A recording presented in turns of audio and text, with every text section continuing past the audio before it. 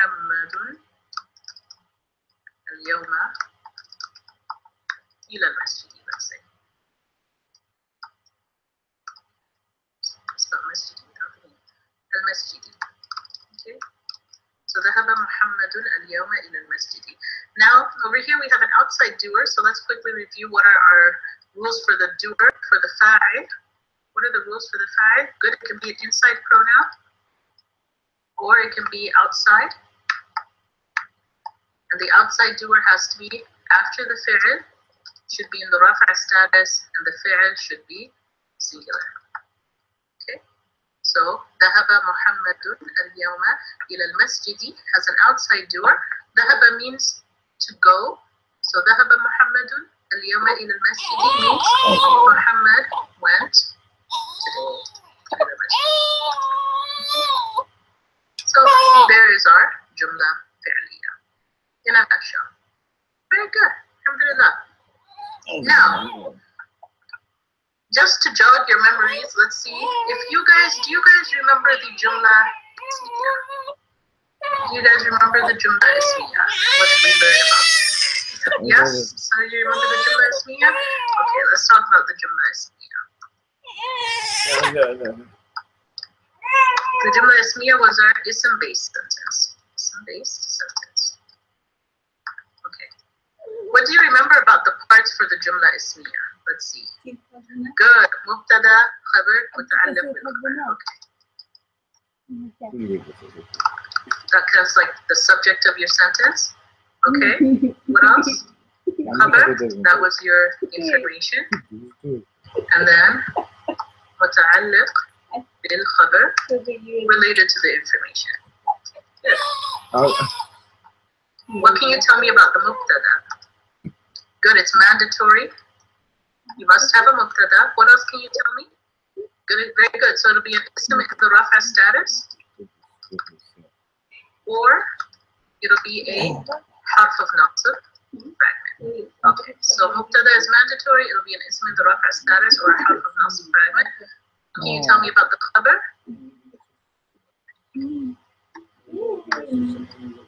Good. So after the mubtada, you need to have one of these two, right?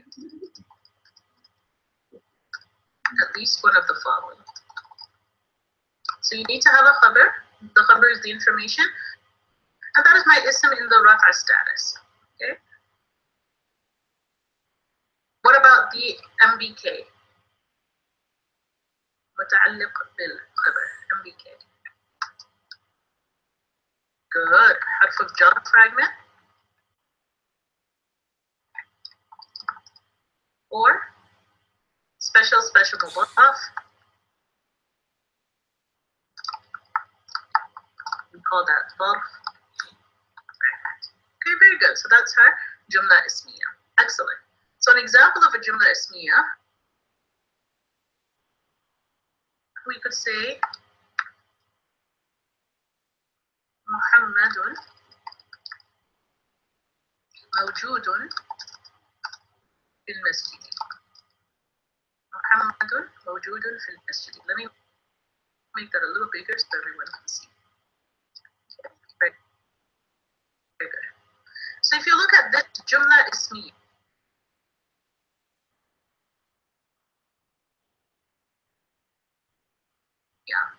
Muhammadun mawjudun fil masjid. Where's my mubtada? Where's the subject of the sentence? Good, Muhammadun. How will I label mawjudun? Mawjudun will be my khabar. Very good. And then fil masjidi will be my MBK. Very good. The word mawjud means present. So I will translate this.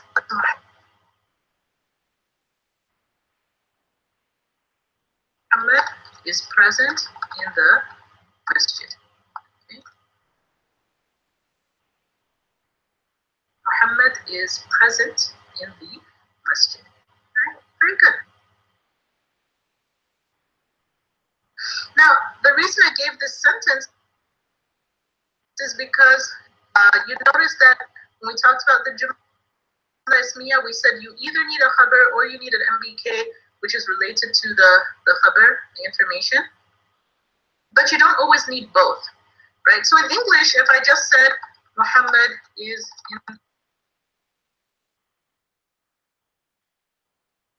the masjid, does everyone understand what I'm trying to say when I say Muhammad is in the masjid? Yes, I don't need the word present, right? I don't have to say he's present in the masjid, because the word present is understood, right? The word present is understood. So similarly in Arabic, I can say Muhammadun fil masjidi. The word mawjudun is understood. So sometimes you don't need the khabar, you just can put the MBK. Because sometimes the khabar is already understood. Yeah, it goes without saying, right? So that's why you don't always need the khabar, because a lot of the times in a lot of language and so forth, the khabar can be understood. It's kind of obvious, and everyone knows what it's supposed to be. So that's why you don't always need the khabar. All right, very good, alhamdulillah. So now I'm going to ask you guys some questions, okay? When we start off, inshallah ta'ala, our goals for the rest of the course is number one, whenever we see a sentence, we want to understand what is this sentence?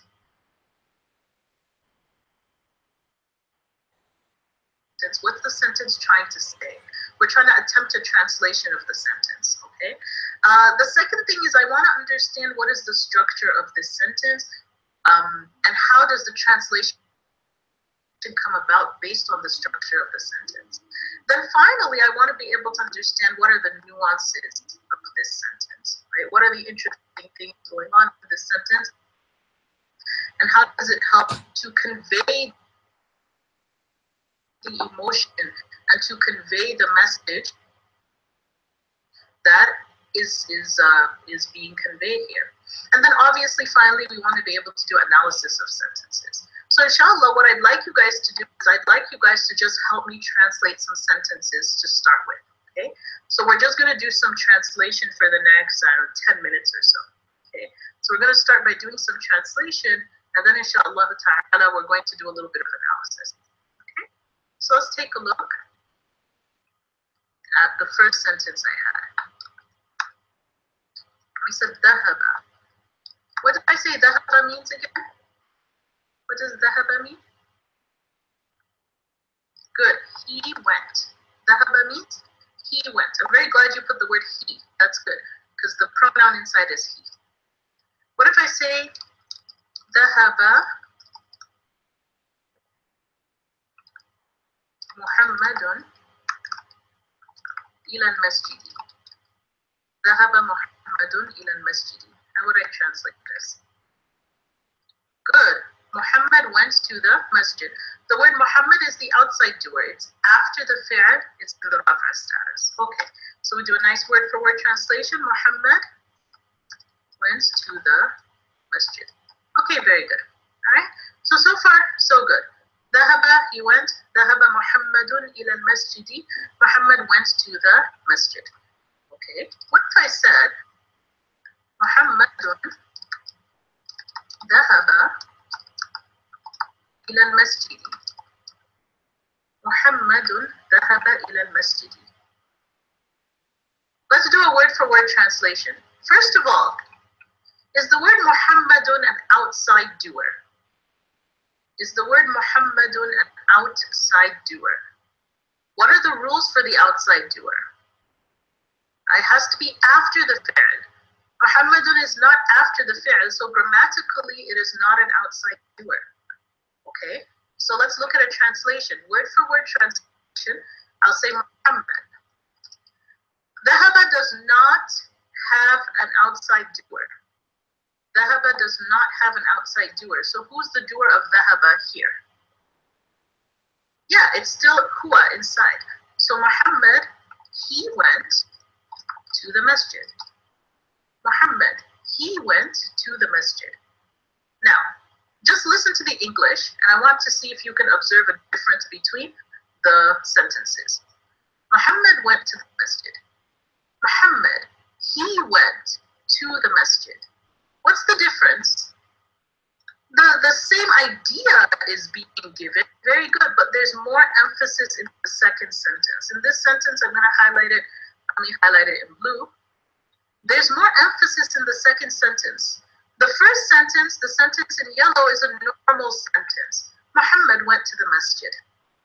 But even in English, if I say Muhammad, he went to the masjid, there's more emphasis, right? Because I said Muhammad, and then I also said he. Very good, Shazia. It's like you're insisting, right? Like you're trying to drive home the point that it was Muhammad. It was Muhammad. He went to the masjid, right? So the general meaning is the same, but the feeling that is being communicated is a little different, right? The feeling that is being communicated is a little different. Good job, Muhammad. Go to the masjid more often, inshallah. We can have more sentences in class. How about this one? Let's try another translation. Inna Muhammadan dhahaba ila al-masjid. Inna Muhammadan dhahaba ila al-masjid. Indeed, Muhammad, he went to the masjid. Indeed, Muhammad, certainly Muhammad, verily Muhammad, he went to the masjid. All right, so let's look at this sentence that I added in green. Do you guys see that it's more emphasis than the first two sentences? Yeah, there's a lot more emphasis because I added the word indeed, which is a word for emphasis. So indeed, certainly Muhammad, he went to the masjid. Right? So the point I'm making is that you can take a jumla fi'liya, dhahaba Muhammadun ila al-masjidi, and there's different ways to add emphasis. One of the ways you can add emphasis is you can remove the doer and put the doer in front. Right? You can put the doer in front. So before I had dhahaba Muhammadun ila al-masjidi, and the word Muhammadun was the outside doer because it's after the fi'l and in the rafa status. In the second sentence, the word Muhammadun is not after the fi'l.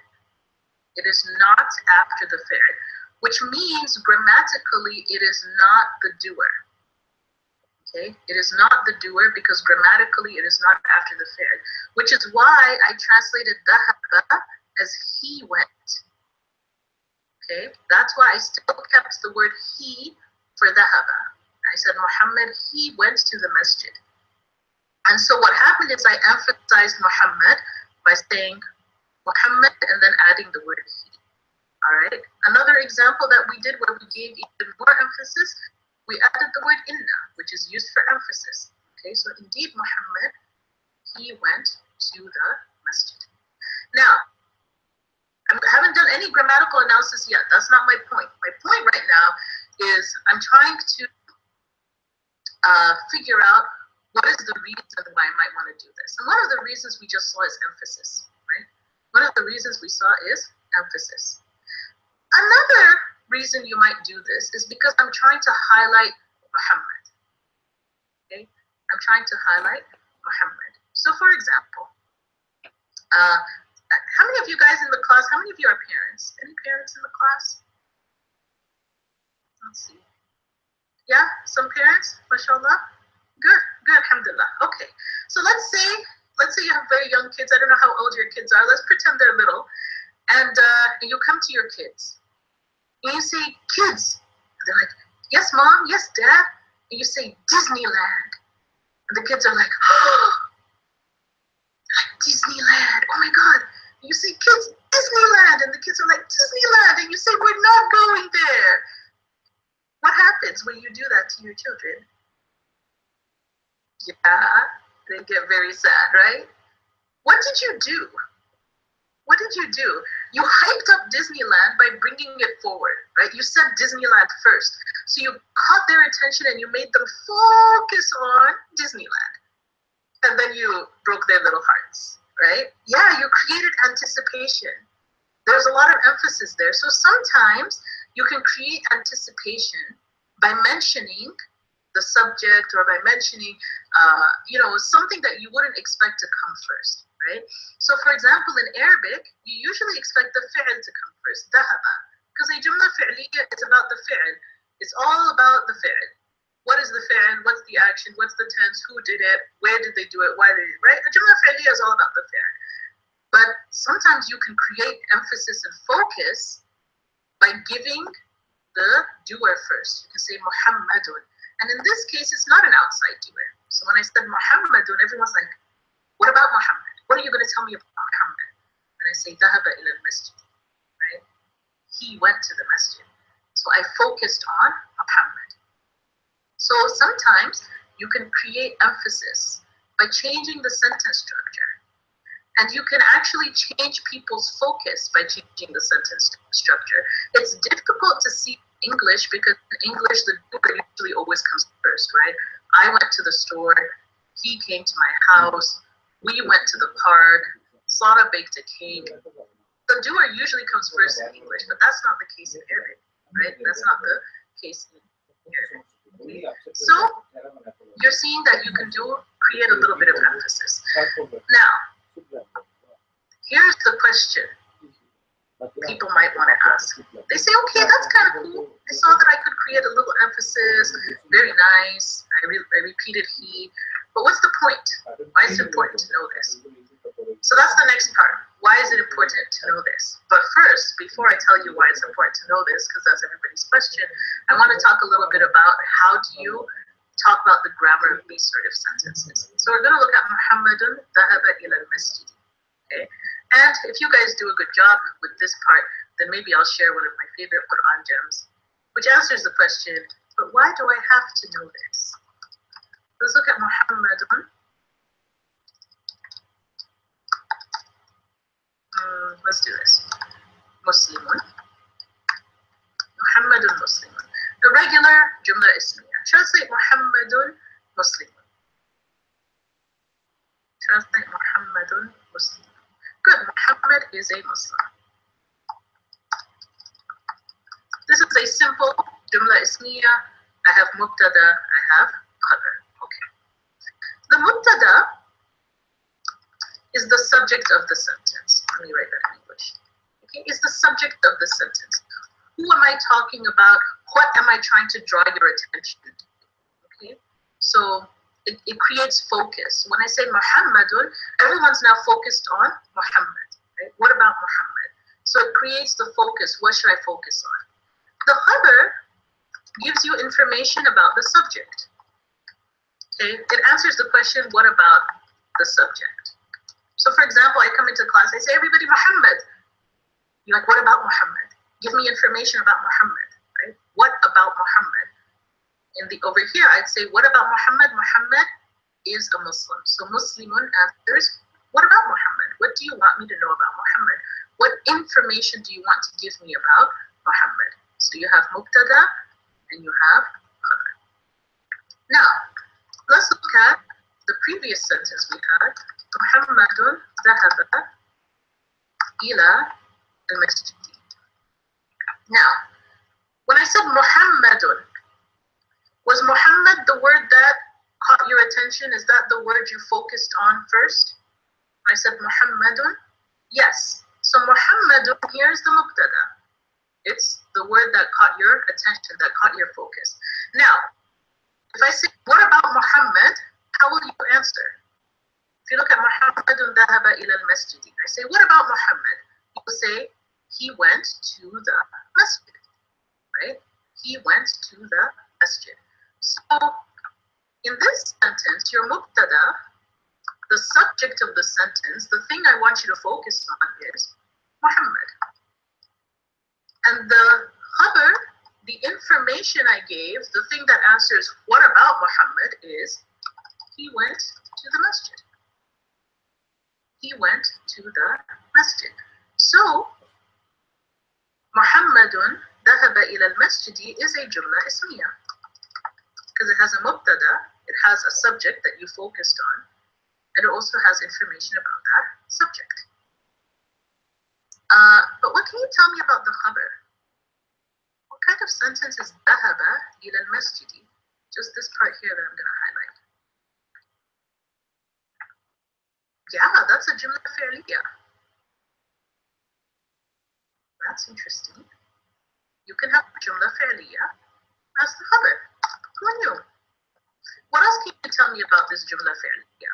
If you just looked at dhahaba ila al-masjid, what else can you tell me? Good. So dhahaba is what type of word? Dhahaba is my fi'l, so I'm going to say dhahaba is a past tense fi'l. The doer is huwa, right? And then what about ila al-masjidi? It's a harf of jar fragment in the jumla fi'liya, so it's going to be متعلق بالفعل. It's related to the fi'l because it's related to the word dhahaba. So we have a jumla ismiya that has a mubtada and a khabar. It has a subject and it has information about the subject. However, in this case, the information happens to be a jumla fi'liya. That jumla fi'liya has a fi'l, has a fa'il, has a fi'l, it has a doer, and it also in this case has a harf of jar fragment متعلق بالفعل. This is what we call embedded sentences.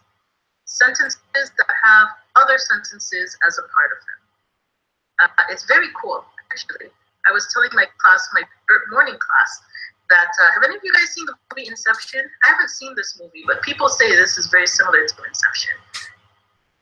We call it Jumlaception, okay? Or if you've seen any of those dolls, like you know those wooden dolls, you open it, there's another little doll inside, you open it, there's another little doll inside, you open it, there's another little doll inside, you open it, yeah, the little Russian dolls.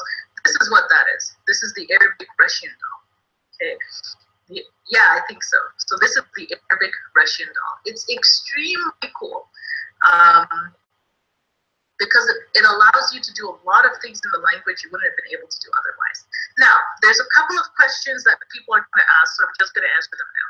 Number one, people always say, but doesn't the Jumla Ismiya have the word is? Like Muhammad is a Muslim, or I am a teacher, or they are my friends. Doesn't a Jumla Ismiya always have an is? Those are the basic Jumla Ismiyas. Today, alhamdulillah, you have graduated. So pat yourself on the back. Alhamdulillah, today you have graduated to embedded sentences, more advanced sentence structures. So now it doesn't always have an is.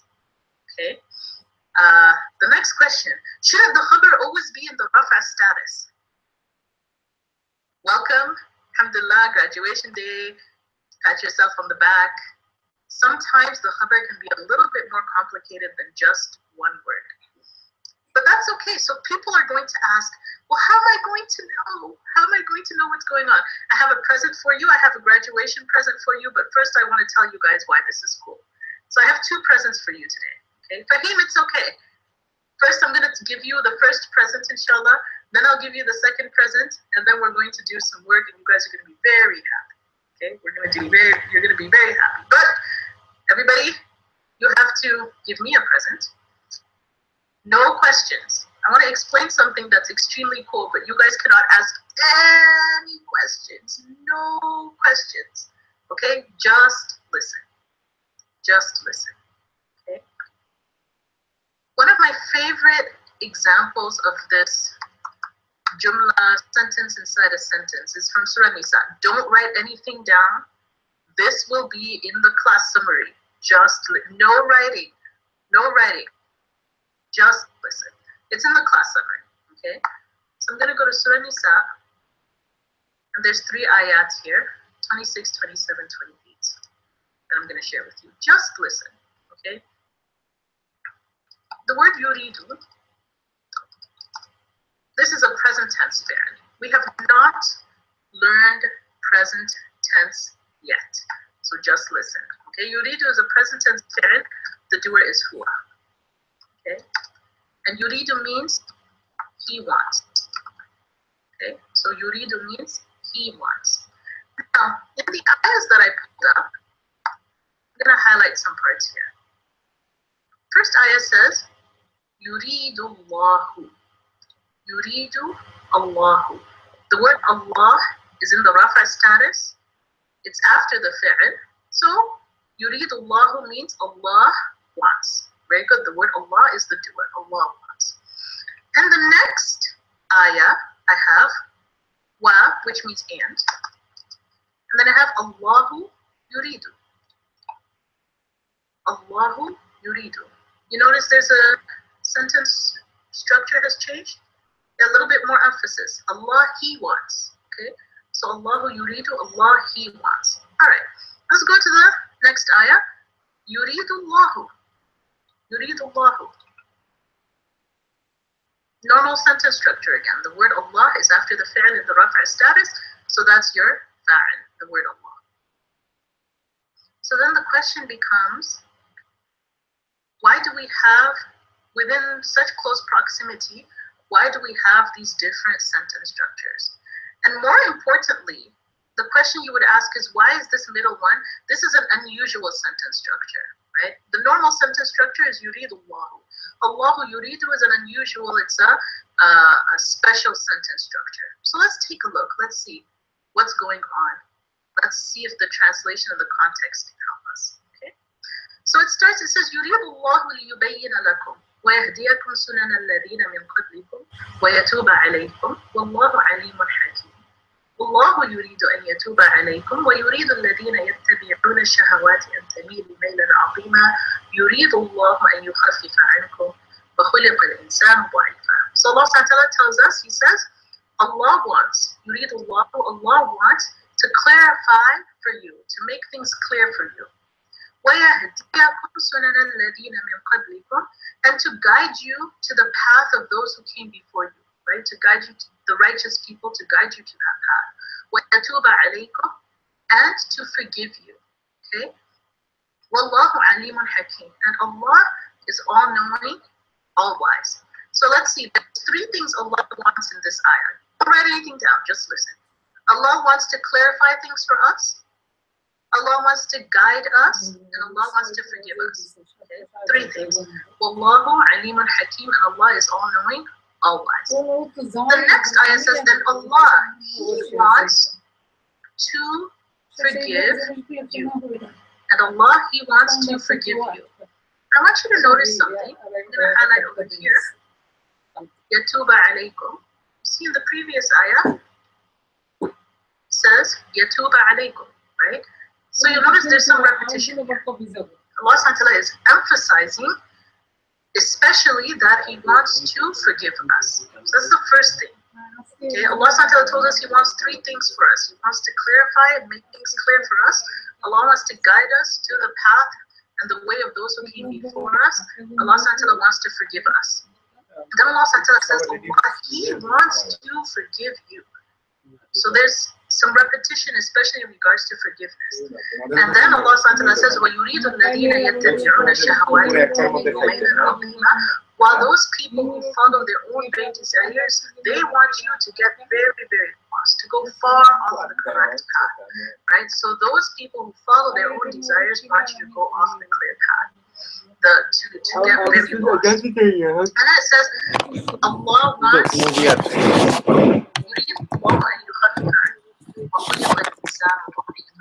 So let's study this middle ayah a little bit.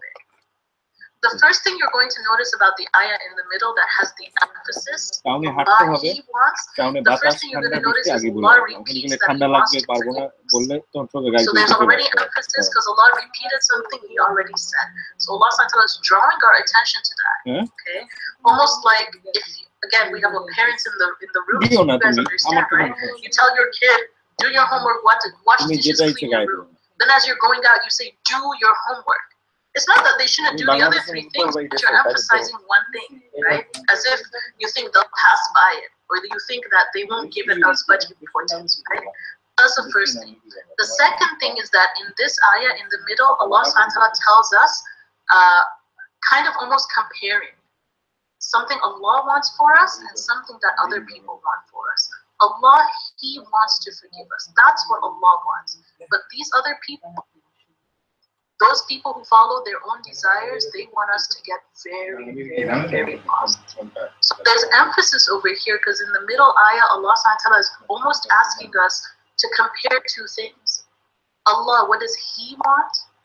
And then what do these people, these other people, what do they want? And it's supposed to make us stop and think.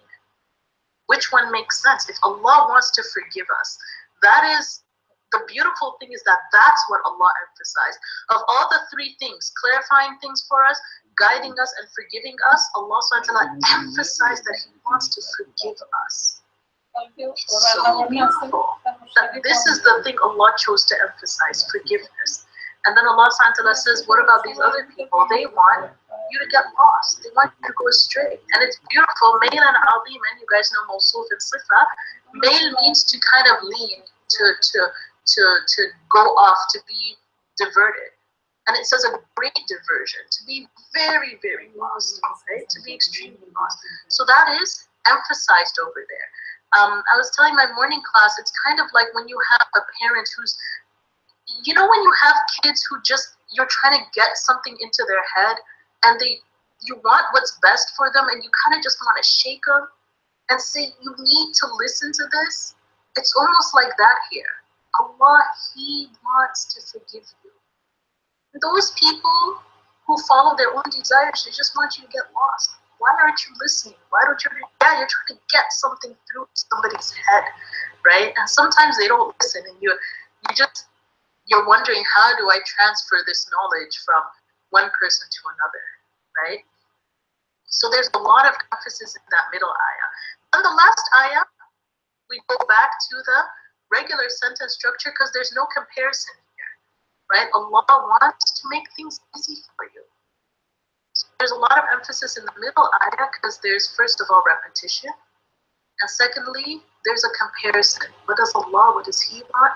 And what do those people who follow their own desires, what do they want? And then Allah subhanahu wa ta'ala concludes by saying, Allah wants to make things easy for you. And mankind was created weak. وَخُلِقَ الْإِنسَانُ ضَعِيفًا. Mankind was created weak. It's very interesting, subhanAllah.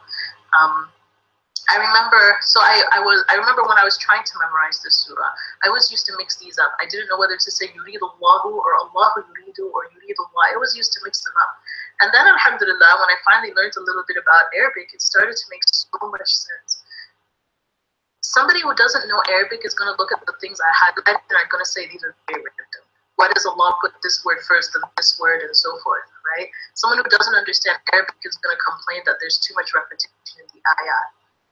But somebody who's learned, even like us, just for a little bit, a month or so, we appreciate that at least nothing in the Quran is random. Nothing in the Quran is random. Allah subhanahu wa ta'ala has done it for a reason. Whether I understand the reason or not is irrelevant, but it's not random. Yeah, it's a very organized book. It's a beautiful book. May Allah subhanahu wa ta'ala give us the ability to understand the book. It's amazing, subhanAllah. Especially these particular ayat. We pray that Allah subhanahu wa ta'ala allows us to be amongst those people who understand these ayat, as amongst those people who earn Allah subhanahu wa ta'ala's forgiveness, because at the end of the day, that's really what we're here for. But anyway, there's my favorite example of the slightly different sentence structure, and you know, the power that it has to really convey an emotion. Alhamdulillah. There's another one, but I'll share it with you guys later. It's going to come up in the book, so I'll share it with you later. Now, the second present, since everybody is eagerly waiting. Everyone's looking at this sentence that I labeled as a Jumla Ismiya, and everyone's like, how am I supposed to know how to label these sentences? I used to look for the if this book is before, now I don't know what to do. So I would like everybody to go over to page 77 of your textbook. Go to page 77. Everybody's on page 77? Let me know when you get there, inshallah. I made it a little smaller on my screen so you can see what the page is. Good. Page 77 is my present to you. Page 77 is basically everything you need to know in order to be able to label a sentence. It's all here on page 77. How do I know what kind of sentence I'm looking at? How do I know how to label the parts of the sentence that I'm looking at? How do I know where the mubtada, where's the khabar, etc., etc.? It's all here on page 77. Okay, so we're going to do a little bit of practice. You guys already saw the types of sentences. You saw how to translate and how to put that emphasis. The last thing that you want to do is you want to be able to label the sentences, analyze the sentences, and so forth. Okay, so keep page 77 open. Keep page 77 open. We're going to do some examples. If I say, محمد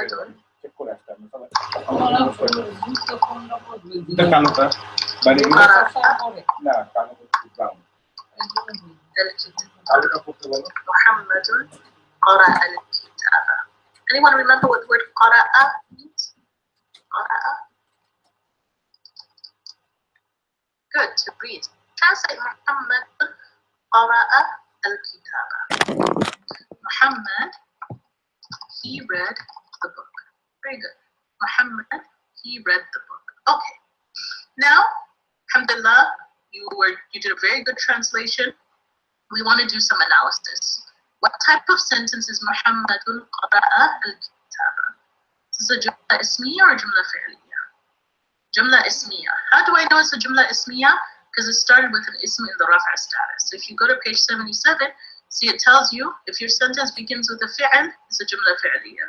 If it starts with a rafa ism or a harf of nasb fragment, it's a jumla ismiya. Otherwise, if it doesn't start with either of these, then look for the next one. Okay?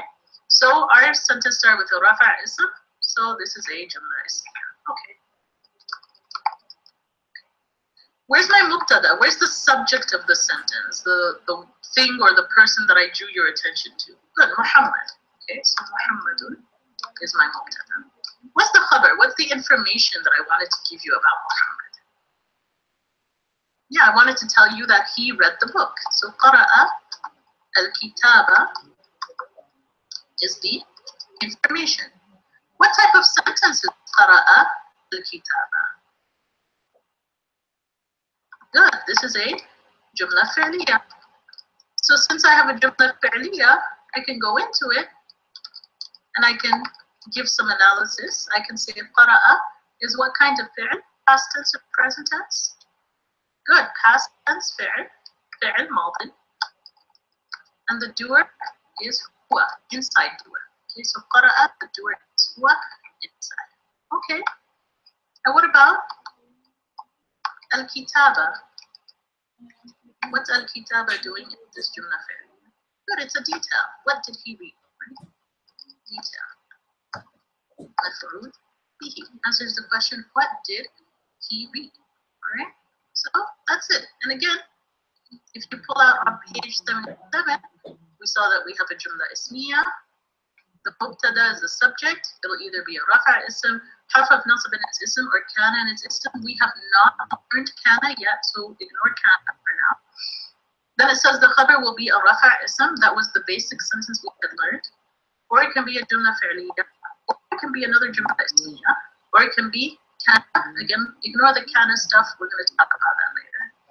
And then it even goes into what is the ambiguity. Alright? So, good job, alhamdulillah. Let's try another one.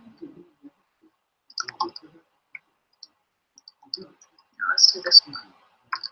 Nahnu. This one's in your book, but we're going to do it together.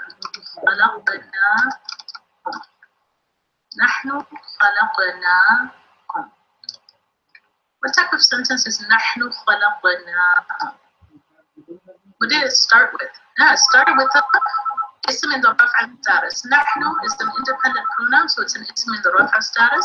So this is a jumla ismiya. Okay, very good. Let's try and figure out the translation. Khalaqa, this fi'l means to create. So how would you translate nahnu khalaqnahum? We created them. The word we is mentioned twice. First as the word nahnu, secondly as the pronoun for khalaqna. So we is actually mentioned twice. Okay? So we created them. Alright. So since I have a jumla ismiya, where's my mubtada? Where's my khabar? The we is repeated for emphasis, exactly. So my mubtada is the word nahnu.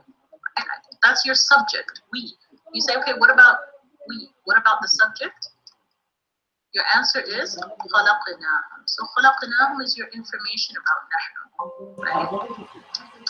So I'd say khalaqnahum. Okay? Now khalaqnahum is also a jumla fi'liya. So I'm going to say khalaqna, past tense fi'l. The doer is nahnu, inside doer. I'm going to put inside so we don't have any confusion. Okay? So خلقنا is a past tense fi'l. The doer is نحن, inside. And then hum is an attached pronoun. مفعول به. It answers who or what did we create. Okay? نحن خلقناهم. Has anyone ever read this in the Quran before? نحن خلقناهم. Any of you guys ever read this somewhere in the Quran? It's actually very interesting what's going on in this surah. So Allah subhanahu wa ta'ala says, we created them. There's emphasis over here. Because Allah subhanahu wa ta'ala, earlier in the surah, this is Surah Insan, for those of you who are wondering, right? There you go. هل أتى على الإنسان? So this is Surah Insan. Previously in the surah, Allah subhanahu wa ta'ala is talking about those people who harassed the Prophet sallallahu alaihi wasallam, right? So Allah subhanahu wa ta'ala is saying, be patient until the decision of your Lord, comes, basically. So be patient with the decision of your Lord, and don't worry about those amongst them who sin and who disbelieve, who choose to reject the message. So Allah subhanahu wa ta'ala is comforting the Prophet and obviously through that also comforting the believers, right? So Allah subhanahu wa ta'ala is telling them, don't worry about these people. And then Allah subhanahu wa ta'ala emphasizes, we created them. And what does that do? When Allah subhanahu wa ta'ala emphasizes we created them, it gives a sense of peace, right? That Allah subhanahu wa ta'ala is in charge.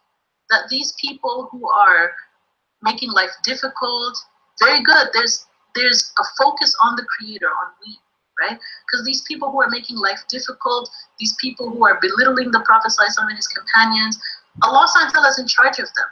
Allah subhanahu wa ta'ala created them, and Allah subhanahu wa ta'ala is in charge of them, right? And so Allah subhanahu wa ta'ala draws the focus not away from these people and to the Creator. We created them, right? Allah subhanahu wa ta'ala is emphasizing himself and his majesty, because one of the things you'll notice is the word we is used. So we is called the royal we, and it's used to emphasize majesty, right? So it's not used to show plurality, it's used to show majesty, right? So it's showing that Allah subhanahu wa ta'ala is in control. Allah subhanahu wa ta'ala created them. And then Allah subhanahu wa ta'ala, mentions that he can do whatever he wants with these people. So then we shouldn't worry about them, because at the end of the day, Allah is in control. It's a very comforting thing to think about, and to draw our focus back to Allah Azza wa Jal, which is something that's very important even for ourselves, right? That if we're feeling a sense of dread or a sense of hopelessness, or even a sense of fear about a certain group of people and so forth, drawing our attention back to Allah Azza wa Jal, right? Because the one who created them is in charge of them. And so we draw our attention back to the Creator. May Allah subhanahu wa ta'ala allow us to be people who are able to really understand that and understand these words. But there's so much going on in these little sentence structures.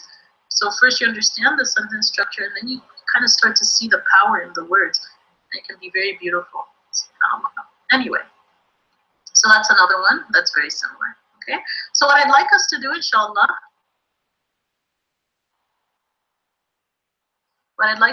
is there's examples on page 76. We already did نحن خلقناهم. Ooh, I'm not going to do this one because I'll end up talking about it, and I don't want to do that. Oh, there was another example I thought we would find, but it isn't here. So let's do another one.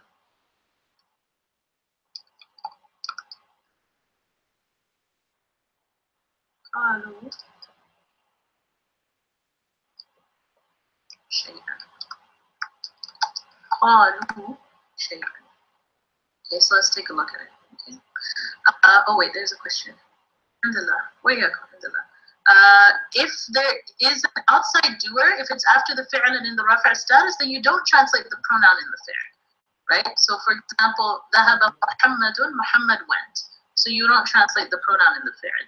If it's not an outside doer, if it's not after the fi'l, then it's not an outside doer. And so then you would keep the pronoun in the fi'l. You would keep the pronoun in the fi'l. Okay. So let's take a look at قالوا شيئا. The word قالوا means they said. The word قالوا means they said. شيئا means something. So قالوا شيئا, they said something. Okay, they said something. If I look at قالوا, I'll say قالوا is a past tense fi'l, the doer is whom, they. And then if I look at shay'an, I'll say shay'an is in the nasib status, so this is a detail, it answers the question, what did they say? Okay, what did they say? What if I say قالوا نحن مسلمون. قالوا نحن مسلمون.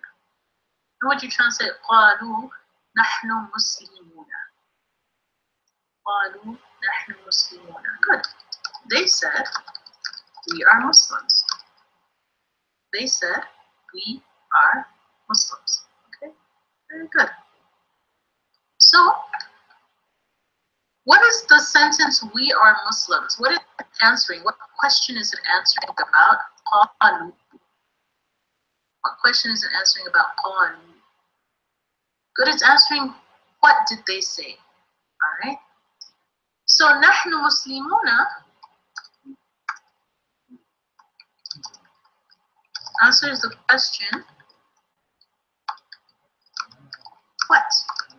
Right? It answers the question what? What did they say?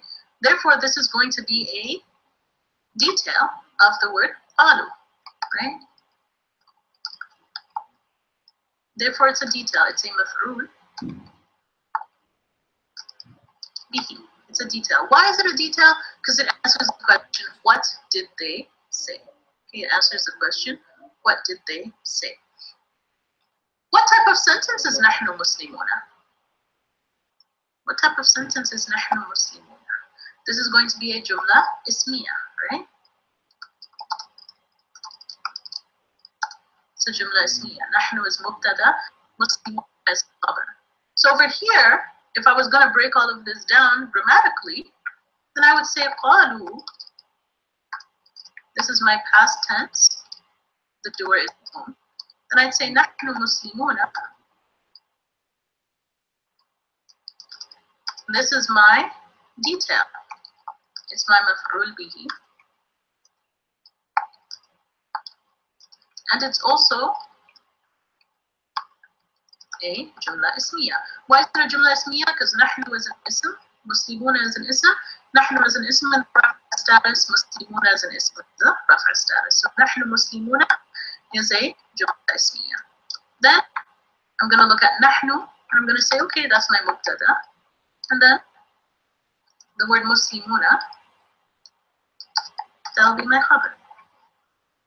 That'll be my khabar. And that's it. That's it. Right? So over here, you're seeing that I had a jumla fi'liya and it had a jumla ismiya as the detail. Now, the labeling isn't too hard if we understand what's going on in the sentence. Yeah, it's kind of like math, right? So the labeling isn't too bad as long as we understand what's going on in the sentence. So what I